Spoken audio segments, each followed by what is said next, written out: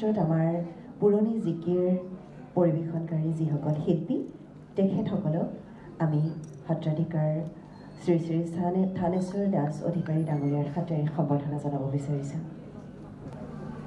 মই তেওঁলোকক যিকেইখন প্ৰশস্তি পত্ৰ প্ৰদান কৰা হ'ব অকণমান পঢ়ি দিব বিচাৰিছোঁ।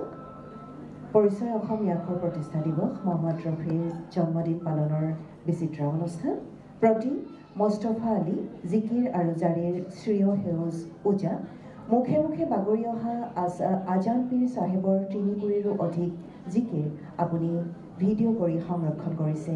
তাৰ উপৰিও একোৰি আপুৰুগীয়া জাৰি সংৰক্ষণ কৰি অসমীয়া সাহিত্য সংস্কৃতিৰ ভঁৰাল চহকী কৰিবলৈ সক্ষম হৈছে। এই জিকিৰ জাৰিসমূহ প্ৰকৃত সুৰত পৰিৱেশন কৰি আমাৰ জৰিয়তে সামাজিক মাধ্যমত বিলাই দি অহা আপোনাৰ দৰে শিল্পী এগৰাকীক পৰিচয় অসমৰ তৰফৰ পৰা জিকিৰ জাৰিৰ চিৰসেউজ ওজা উপাধিৰে সন্মানিত কৰি এই প্ৰশস্তি পত্ৰ প্ৰদান কৰা হ'ল। অনাগত দিনবোৰ আপোনাৰ সুখ আৰু শান্তিময় হওক, লগতে এই সাধনাৰ দ্বাৰা জনমানসত আপুনি জিলিকি থাকক। আপোনাৰ সুস্বাস্থ্য আৰু দীৰ্ঘায়ু কামনা কৰিলোঁ। বহুতো শুভেচ্ছাৰে সৈয়দ মাৰুফ হুছেইন প্ৰধান আহ্বায়ক, থানেশ্বৰ দাস অধিকাৰী সত্ৰাধিকাৰ আউনীহাটী সত্ৰ, ঋতু গগৈ মুখ্য আহ্বায়ক।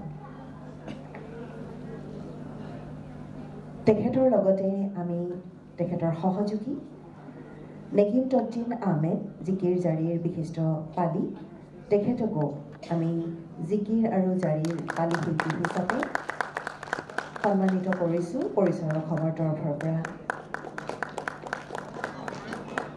আৰু লগতে জিকিৰ আৰু জাৰীৰ বিশিষ্ট ডাইনা পালি আবজাদ আলী ডাঙৰীয়াকো আমি জিকিৰ আৰু জাৰীৰ ডাইনা পালি শিল্পী উপাধিৰে সন্মানিত কৰিছোঁ পৰিচয় অসমৰ তৰফৰ পৰা।